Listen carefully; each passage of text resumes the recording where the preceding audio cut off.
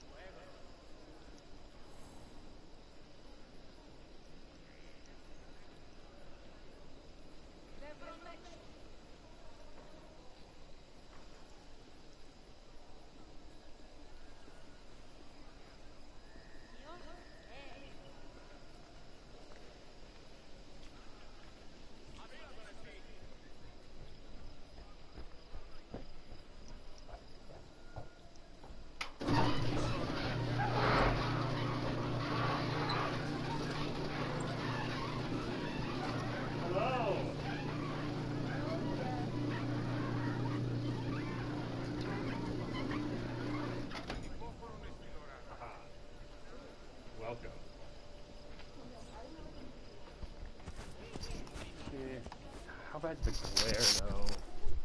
Oh, it's night. That's all right. Welcome, welcome, welcome. Oh. Could I ask y'all to actually sanitize your hands real quick? Oh, yeah. So we're... Why is it nighttime? Stop being nighttime.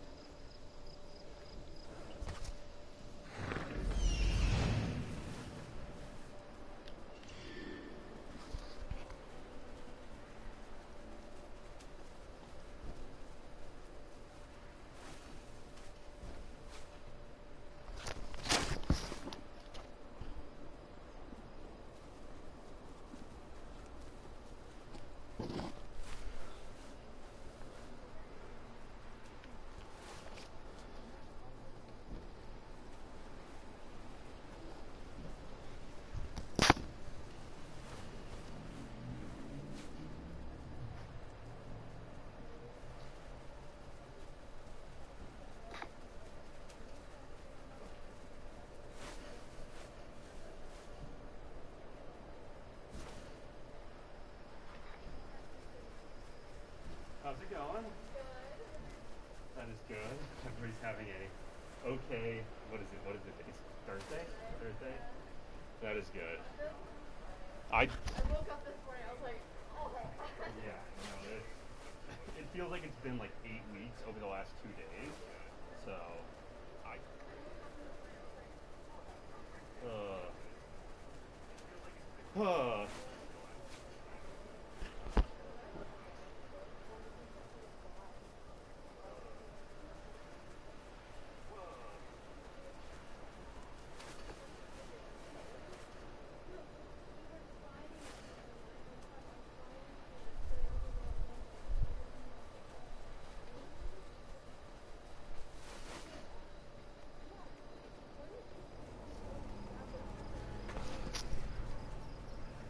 Hi, Key. We're still waiting for some people to show up. Can you send a message if you can hear me?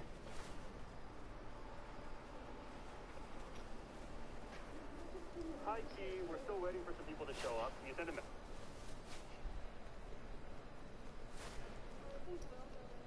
Oh, can you wave him around? Um, He's not gonna see you through there, honestly. yeah. This is excellent. I hadn't actually thought of the chat, but we can see everything you say, Key, so that way you can ask questions if you so desire. So that is fantastic. All right, we're waiting for everybody to meander their way in, so you can watch this soothing video of a hawk flying over Athens. That's actually so cool. Wait, was it real? Like, actually on Yeah, yeah. So it is literally Athens that we're looking at. So they brought in a number of archaeologists and historians to kind of build this model. And what this is we're not going to be playing the actual assassination mode because many reasons. But this is an educational mode that's meant to kind of, there are different stops you can see various, it actually have information as well as kind of, we can get a sense of how they've reconstructed the city based on kind of the various texts we have. So. I never knew there was a TV. Yeah, no. Well, we tried to get it set up on the big TV, but that, or the Jumbotron. The Jumbotron is over there. But also you'd spend the whole time doing this. And the problem is PlayStations aren't designed to stream through computers. And that's what that would be doing. Yeah. You know. But I'm also, so I definitely got this clear with everybody who I needed to. However, nobody's going to let me in. And I didn't get permission to open this. So, you know, we're going to see what happens. YOLO. But yeah, if you want to kind of make sure we're keeping a good socially distant kind of arc around this, we have Key on the comments on YouTube, and maybe some others will join in shortly. Hello.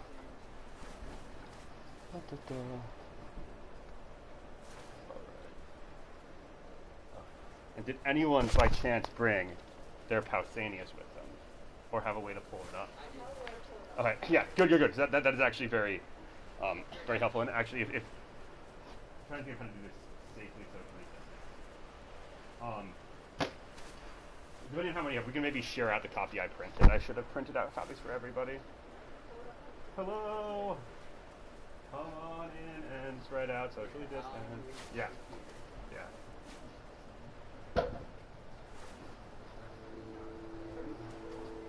What? The window open and we stay somewhat apart. I think we should be okay. I got permission to do this. I promise, I did. I swear. I've emailed everybody who is important. Yeah, it's not short. But.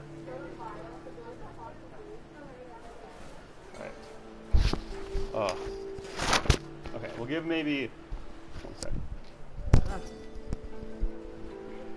He will give another minute or so for the rest of kind of our stragglers to make their way in, and I'm going to see how far away I can control from so I can give everybody a good view. Maybe.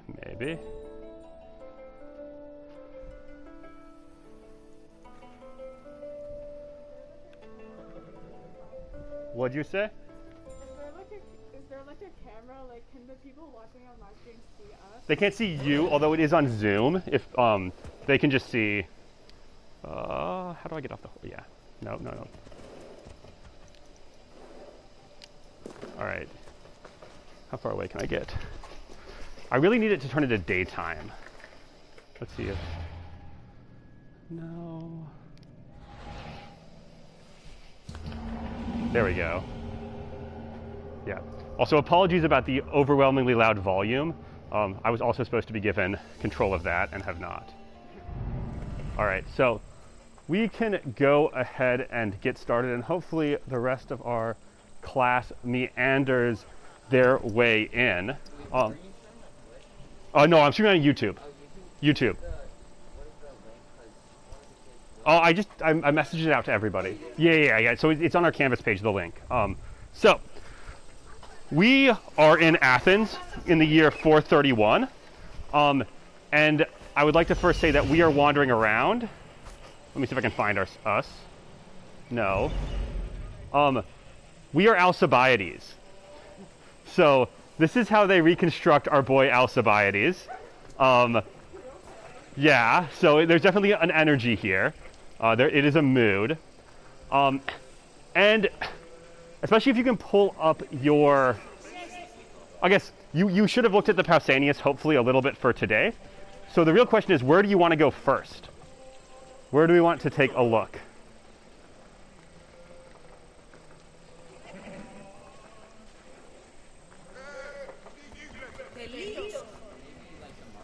The Agora? Okay, so let's jump off some rocks. Hey, not bad. Oh, I hurt myself. Let's see if I can find my way to the Agora. So, and kind of look and take a look at or first of all, this is, what do we got here? Hey, This is one of our friendly little herms, made more, shall we say, PG rated for the audience. We can climb it. We're off on our herm. And so let's go down into the city.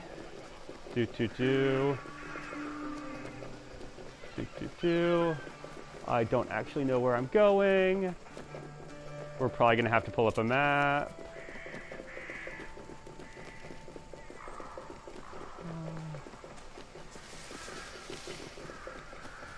Nope, that's a tour.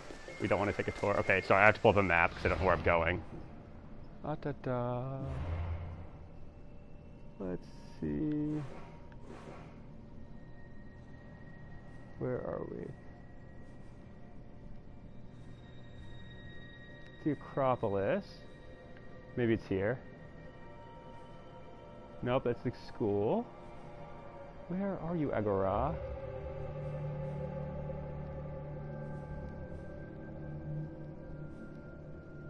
Oh, here we go.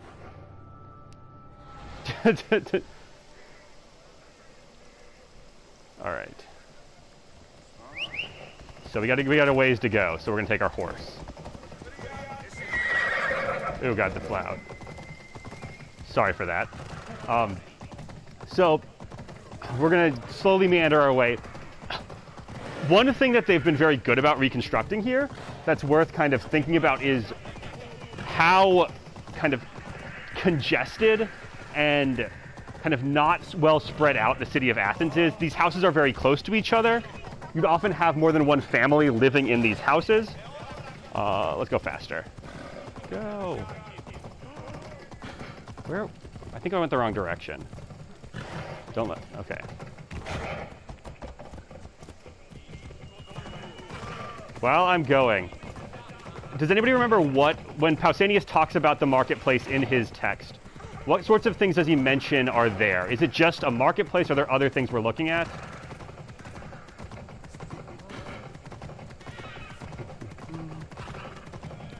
Oh, we're on track now.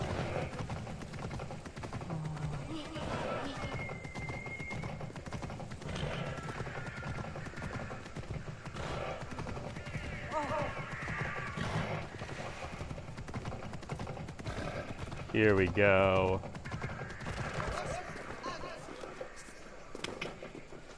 Oh, all right. So,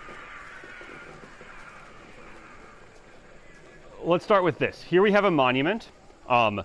Anybody want to? Does anybody recognize what we're looking at here in terms of what scene is being depicted? Yeah, Minotaur. And who is? Do you remember who is our slayer of the Minotaur?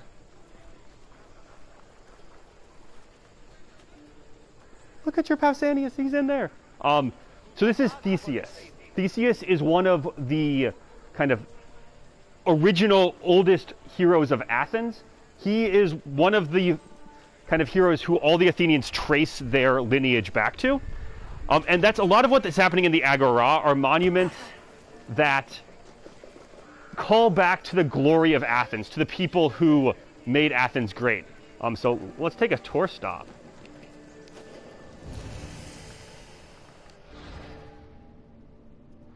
Oh, it doesn't tell us more. So I can do this myself. So this is a monument called the Eponymous Heroes. So again, a monument to the glory of Athens, to the glory that Athens once had. Hey Dan, we can go into the marketplace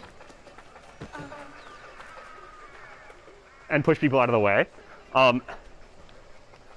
Let's think for a moment like archaeologists. And I will, Dan, make sure we stay a little socially distant, because I will get yelled at if we don't. So spread out.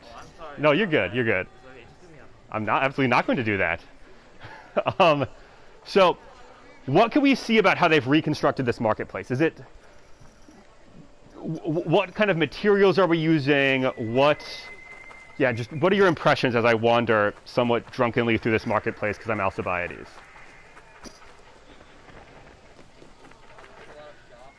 Mm-hmm. Yeah.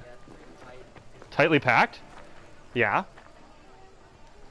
We're looking at a stone-built marketplace, a wood-built marketplace. Yeah, it's just a lot of sticks, exactly.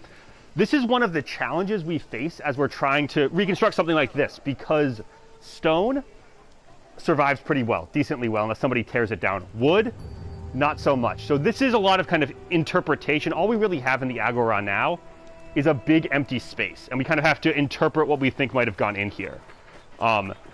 Lots of shops. If you go to Italy now, there's still these kind of open-air markets there. They got in my way! It's hard to kind of move around and talk at the same time. Let me just check something real quick. That doesn't matter. Where is... All right. All right, so I'm stuck in a shop. Various shops, statues to these great Athenians of the past. And this is a space that a lot of people who are from kind of all over the social spectrum are going to go through and interact with, which means it's important to use it as a space to kind of advertise everything great about Athens. Think about where we put up statues in modern cities, right? Do we put them out of the outskirts of town, kind of in the middle of nowhere where nobody's going to go? Where do we put them? Right smack dab in the middle. So this is one of the major kind of focal points for monumental building in the city. So if we look up this direction, anybody want to guess what we're looking at up here? Yeah, this is the Acropolis. This is the kind of sacred heart of the city. So we can make one of two choices. We can either climb up to the Acropolis now, or we can meander our way over to the Pnyx, which is our the law court, the assembly space. Acropolis, okay. One sec. What do you mean? I mean, not bad for me. Where is...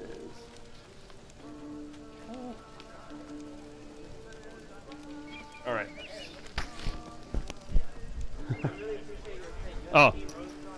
right. No, these are Lillards. Yeah.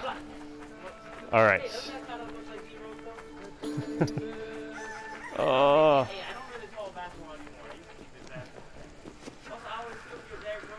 I am, but these were on sale when he dropped 61 in the playoffs, so. All right. So here we're going up the Acropolis. We'll try to, as we're doing this, we're going to try to follow the path you would actually take, while also running people over because they're in my way. So, all right. So as we go up this, what can we note about this ascent? Is it I want your observations. We're going to do a video game phenomenology. So tell me what we're experiencing as we're walking up this space, other than me pushing people out of the way.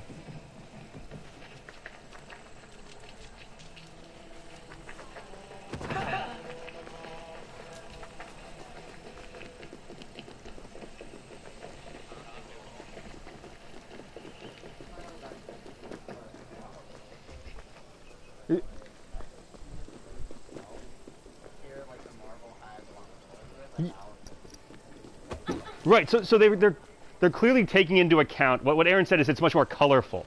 They're taking into account these studies of how colorful the ancient world would be. They're actually listening, and using that to kind of determine what the city looks like. Think about how we walked, though. Is it kind of a direct route we're taking up? Did we just walk straight? Yes. This is why I was kind of ping-ponging off all this. It takes this long, winding route.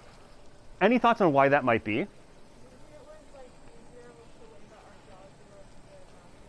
archaeology. Yeah. So the topography of the hill, yeah, absolutely. It's easier to kind of cut a winding path out. Other thoughts? Think about or here actually, can I do this? Oh yes. Think about from kind of a first-person perspective. What happens as you're walking up a winding path?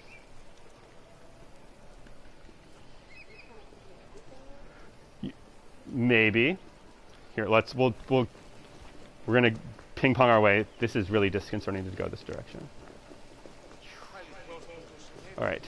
So, how much of the temple complex can we see now? Yeah, I was gonna say you can probably see like everything. Nothing of the temple complex. Nothing of the temple complex still. Yeah, we can look out, but we can't see kind of the monumental Acropolis itself yet, until suddenly. Whoa. Yeah, exactly. It is meant to be somewhat of a kind of jarring experience. This is what we call scenic architecture, where you're using the architecture of where that you've built to create an effect. And here it is, kind of the revelation of this temple. So, no, we don't want to talk to you. Stop making. So, we're going this way, up. And what we're going to see is a lot of what we call the building program of Pericles. This is all things Pericles built as part of his monumentalization of Athens. So what we're looking at here is what's called the Propylaea. And this is the monumental gate, this entryway, the only way you can really gain access to the Acropolis. Does anybody know why Pericles could kind of rebuild this whole space? What gave him that opportunity? Think about kind of the history of Athens. What happened in maybe the early 5th century before he was really around? They fought off the Persians, but does anybody remember how well that went initially? No. So the Persians actually come through and they sack Athens. They burn down the whole city, and they destroy all of the sacred buildings on the Acropolis. Now, there's a problem in Greek religion if this happens, that when you have a statue, for example, it's not just a statue, right? It is imbued with the divine power of that god. And so how do you think the god would feel if you just took that statue and threw it away, got rid of it? Do you think this is a positive for a god or a negative? Yeah, real bad. You have to actually hold on to all of these statues. They don't want to get rid of them. So for a long time, they're saying, we're not going to rebuild. We're not going to rebuild. Well, eventually Pericles is like, this is too big of a space not to build on, so we have to do it. And so we're going to go through this Propylaea. And whoa. What? Yeah. So as we're looking at this, we should always be a little skeptical of how many of these things we really think are accurate. What do we think of giant Athena here? This one's a little kind of creative license, not necessarily real. I want to be. Let's see if I can, yeah. So let's get a good view of what's happening up here.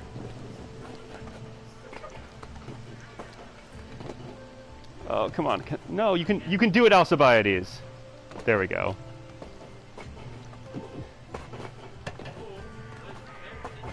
Yeah. All right, let's go. Let's go. All right, so here we can see kind of all of the surrounding bits of Attica. So if we look out, Athens is right on the coast. This is one of the kind of roots of its power, is that it's sitting out on this peninsula overlooking the water, so it has kind of this naval access. Is this the south? Yeah.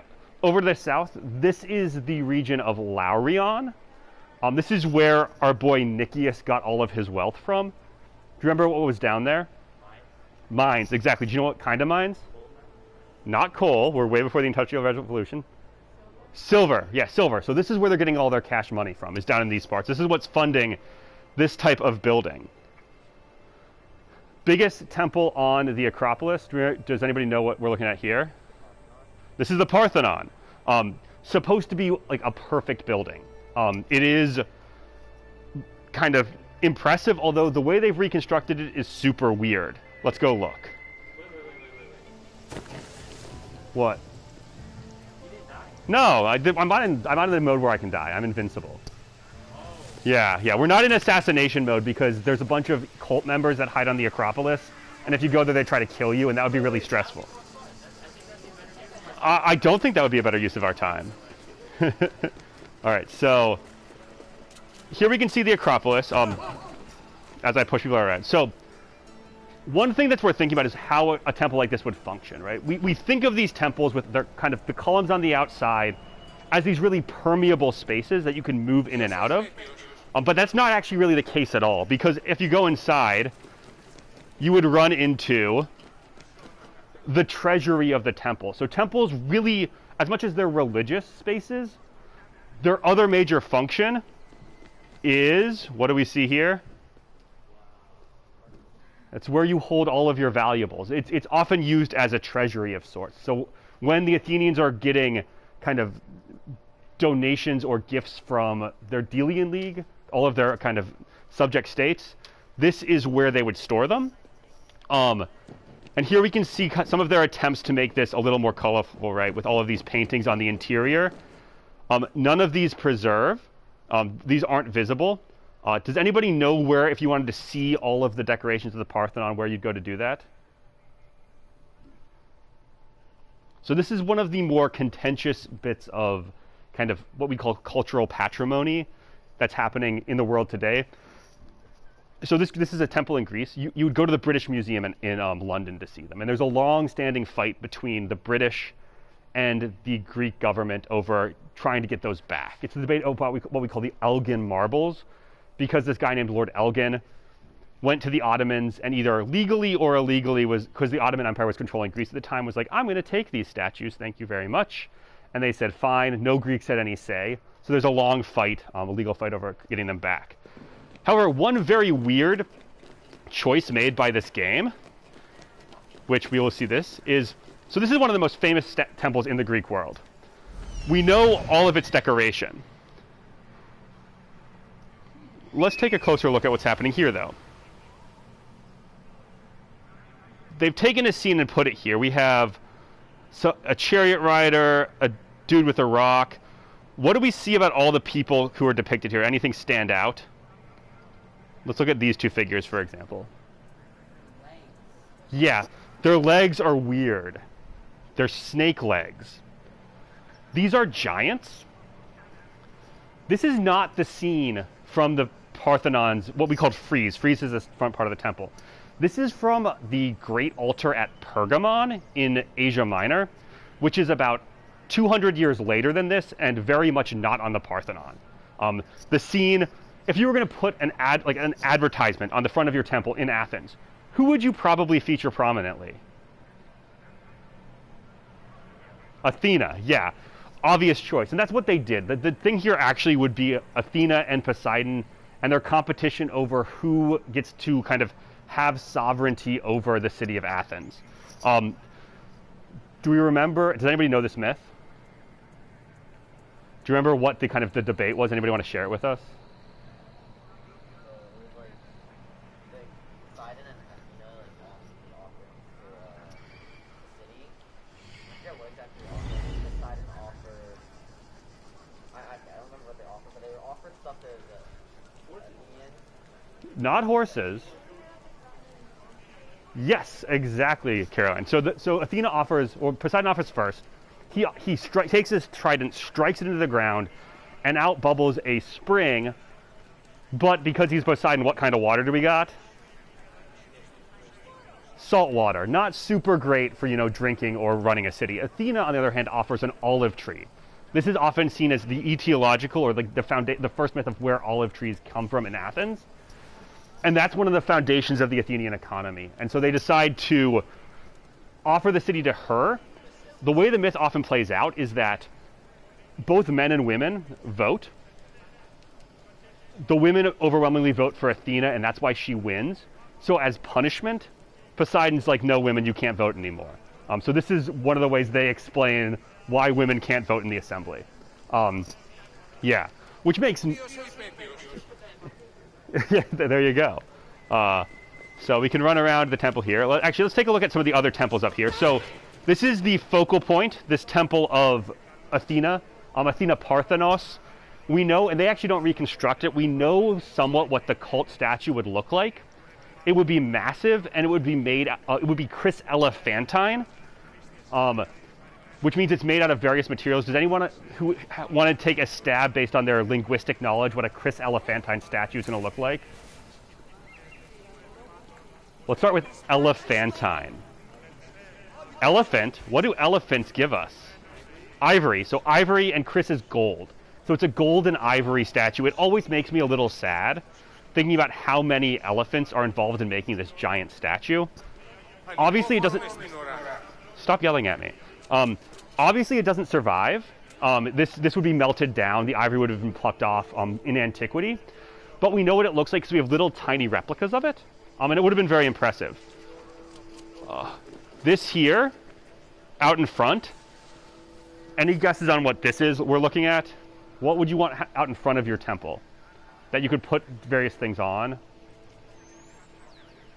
Offerings, yeah. Where do we make offerings? Think about a church altar, yeah. So this is our altar, and this is where all the real action in a temple goes down. This is where we make sacrifices, offer food, and have our big barbecues. All right. This is another one of these temples. This is the Erechtheion. What do we notice that's a little funky about these columns? They're people. This is what we call a caryatid. And there's a whole complex myth about their construction because they're based off of these daughters of one of Athens' early kings, Erechtheus, who is a half snake, half man. He is supposed to be autochthonous. I'm teaching you all of these really overly fancy words today, but anybody want to guess what autochthonous might mean? And I'll tell you a bit about his story. So one day, Athena is walking through a field, and some sketchy stuff goes down with one of the gods, either Hermes or Poseidon. We're not going to get into that. Basically, most Greek gods are jerks. Athena's like, oh, heck no, get away from me. And one thing leads to another, and a snake-legged dude springs out from the earth. Just randomly appears from the earth. So autochthonous means earthborn. He's born from the very earth of Athens. And by tracing their descent back from him, the Athenians claim we are always from this land. This is where we are from and always have been. It's one of their claims to kind of sovereignty over this very area. And a lot of their rhetoric, and we saw this a little bit in the beginning of Thucydides, they talk about how we always have lived in this place. This has always been our land. The Spartans, they all immigrated. They're all from other places. This is part of their rhetoric of why they are better Greeks than other Greeks. And so this little temple is celebrating this god, or this hero, Erexius. Once again, being very uncreative, they used the exact same pedimental sculpture for this as well, which I really resent. Like, we have the sculpture. Oh, let's go this way. There's one other little temple that's quite notable on the Acropolis. And it's also the temple that has had the kind of, or at least whose name has had the most lasting effect on our modern world. Get out of my way. So, oh no, I've gone too far. This little temple guy right over here is a temple of a particular Athena, not Athena Parthenos, like the Parthenon, but an Athena whose name at least 1, 2, 3... It is exactly Athena Nike. Yeah, I couldn't see who else had Nike shoes on. So this is Athena, and we'd actually pronounce it if we were speaking better Greek, Nike. This is Athena Nike, which is Athena of victory. So this is a goddess associated with victory in war, victory in conflict. Because again, all Athenas are kind of different. They're all celebrating different things. Let's see where this takes us.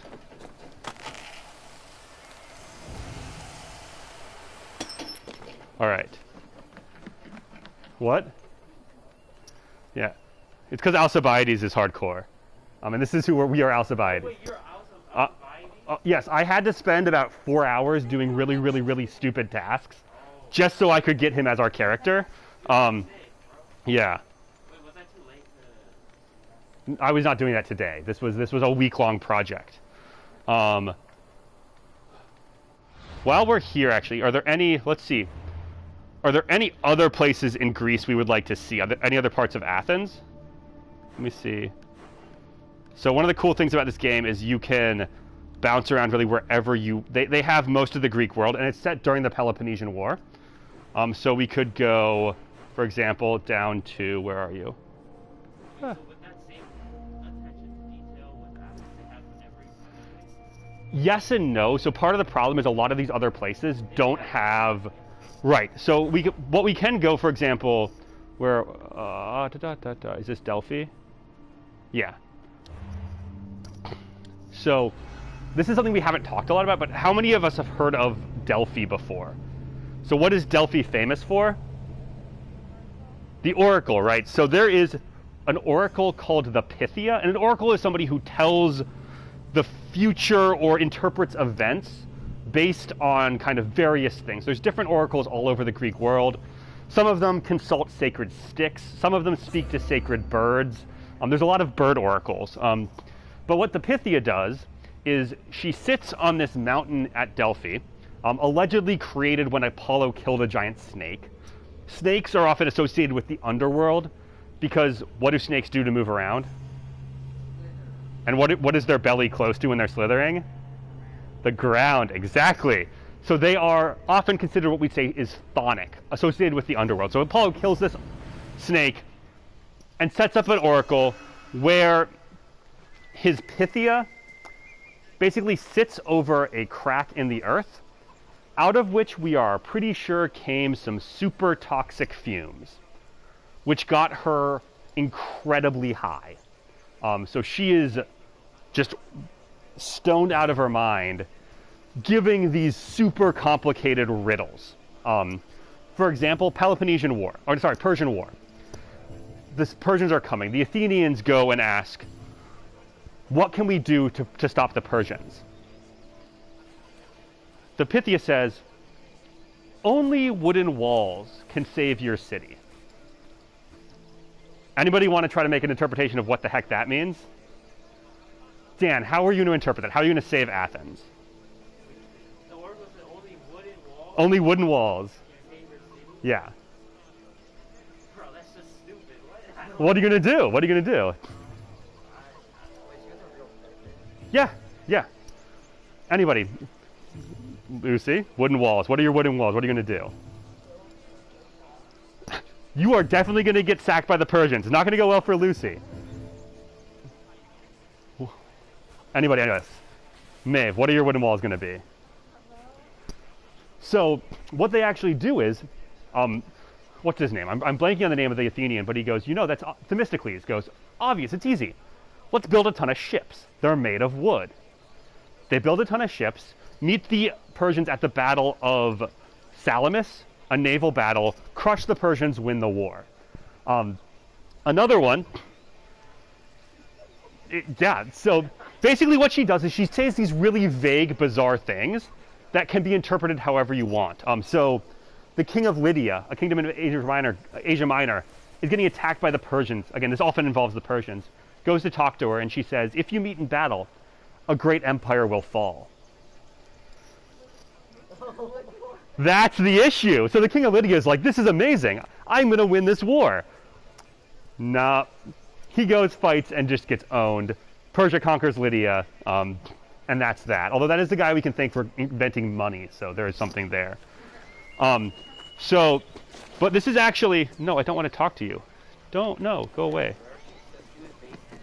Delphi, yeah. And again, we can see this scenic architecture. And she is what we would call a pan-Hellenic sanctuary.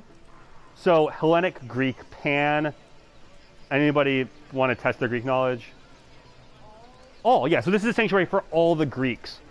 And what all of these little buildings down here are their treasuries. They're little buildings built by individual city-states to say thank you to the oracle for whatever she has done.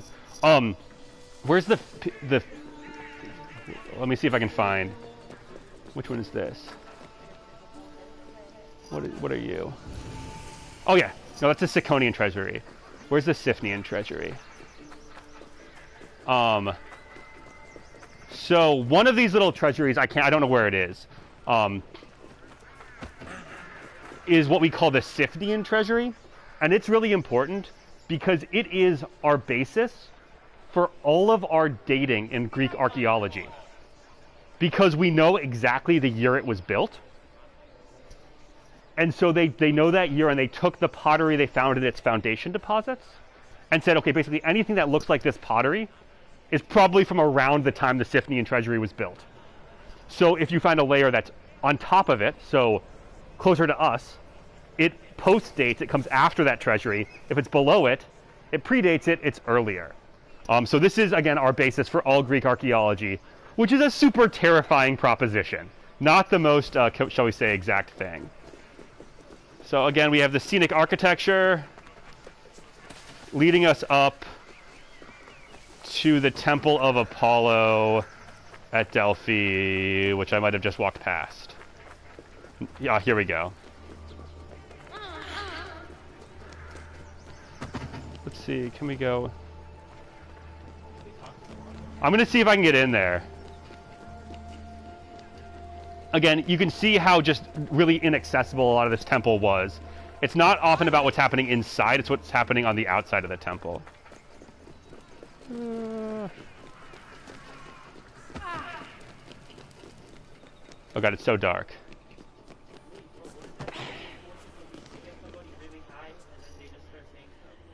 Maybe. No, I want to talk to her. Let me see. So this is, I feel like I should be able to talk to her. This is her. But apparently no dice. Are you in Delphi right now? Yeah. Yeah. Another place that's worth going to, since we're here, something we haven't really talked about, but is fun. Where are you? So this is one of the sites in Greece that we're probably the most familiar with. And this is the name of, it's fitting we're in an athletic building, a certain athletic event that happens every 4 years. The Olympics. So we're going to Olympia. This is named after a actual site in Greece where every 4 years they held a series of athletic competitions.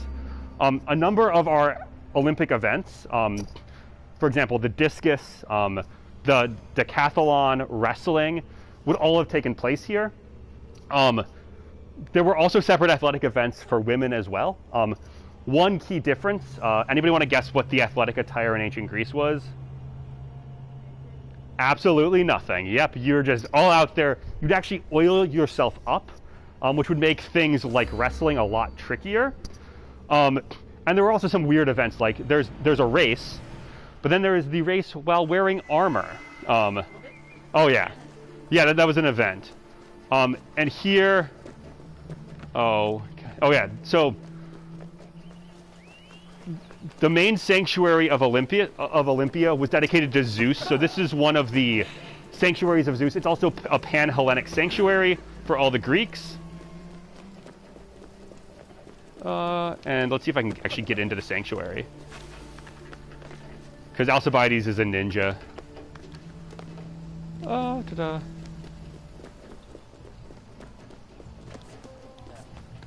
No, get down. I don't want to go... There. Where's the door?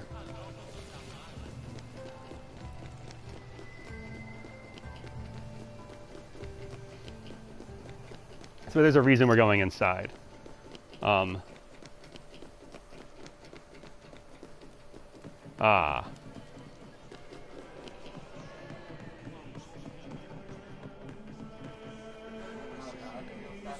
That is a real statue. This is one of the most notable statues from the ancient world.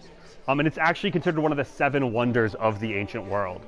Alongside the pyramids at Giza, the Hanging Gardens of Babylon, the Pharos, the Lighthouse of Alexandria, the Mausoleum of Halicarnassus, which is a giant statue of, a giant burial monument to this guy Mausolus of Halicarnassus.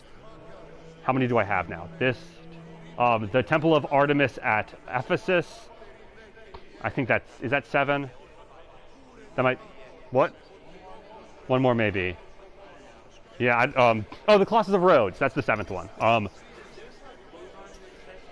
He has a, well, yes, he has a kind of vest. If you want to be really weirded out, did I show you George Washington as Olympian Zeus? Yes, so Google, this is a statue in the National Museum in Washington, and it is George Washington depicted in this style. So what does that mean George Washington is 100% not wearing? A shirt, and he is yoked. He is so jacked. But he has his old, like, George Washington head. It's really, really uncomfortable.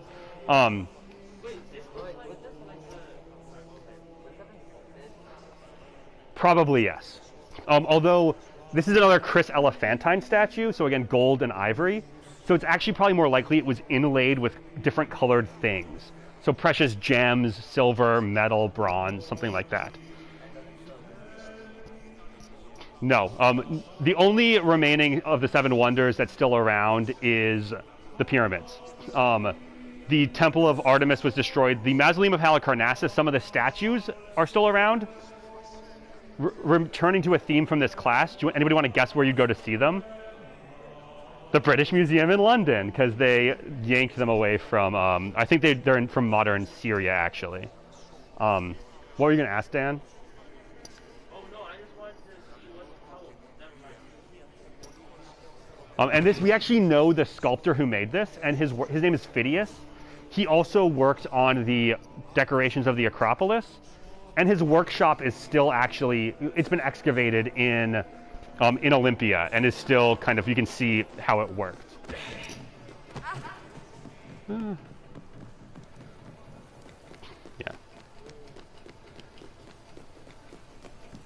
And what time are we looking at? Okay, we're almost out of time, so I'm just going to finish us here at the Olympic Stadium. Somewhere you can still actually visit today and go and run on. I ran a race at the Olympic Stadium in Olympia. I totally won, I promise. And what's fascinating about the Olympics, or in the Olympics, is it would bring Greek-speaking people from all over the Mediterranean to compete. So you'd have people from Sicily, you'd have people as far away as from modern Ukraine and France, all coming and meeting, and these are all elites who have time to do things like train, to run, to exercise. They have disposable income, meeting here to kind of schmooze. A number of alliances must have been formed here in Olympia that kind of influenced the Greek world more generally. Trying to think. Oh no, that's not what I want to do. Oh, that is what I want to do. Essentially, yeah. And if you were really good, you had a poem written about you. So we have a whole series of poems about the winners at Olympia. I mean, they must have got real intimate, like wrestling with each other, you know? Oh, very much so. Wait, let's be real, man. They're probably talking about it like, oh yeah, so you want to have peace later? Like, oh, sick of this. Where? Wait, would they have done this during wartime? Often yes, but there was also a that's a great question. There was a kind of unwritten rule that during the Olympics there was a truce. And so we actually have a series of what's called the Sacred Wars, which are fought over people violating that truce, and especially Sparta, who really wants to take control of Olympia, because if you control Olympia, you get to control this event and you get a lot of money. So they fight a number, I think there's like 5 Sacred Wars, 3 of them over Olympia, 2 of them over Delphi, trying to control these Pan-Hellenic sanctuaries. The other 2 Pan-Hellenic sanctuaries are Corinth and Nemea, which is down here. And actually, let's go. We're going to finish in Corinth, one of the places we started the term, almost entirely because this is the first place I ever excavated, and I want to see if I can find the place I excavated at, which I feel like should be in this game.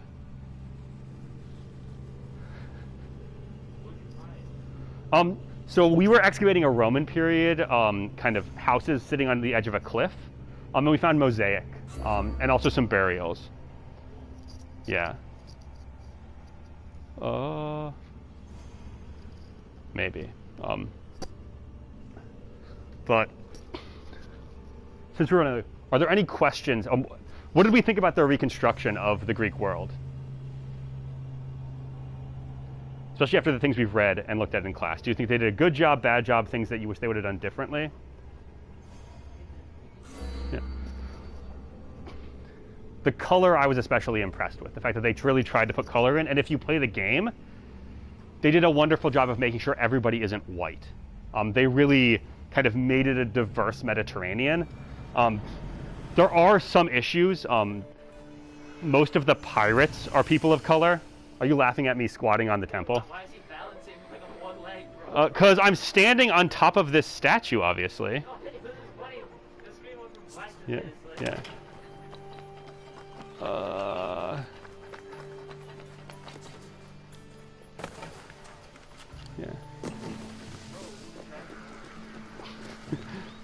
Yeah. So. No, I'm not going to be able to get to Cancri because I'm in Megara, which is the wrong place. But this is Assassin's Creed Odyssey. I actually would strongly recommend the game. The game's pretty dope.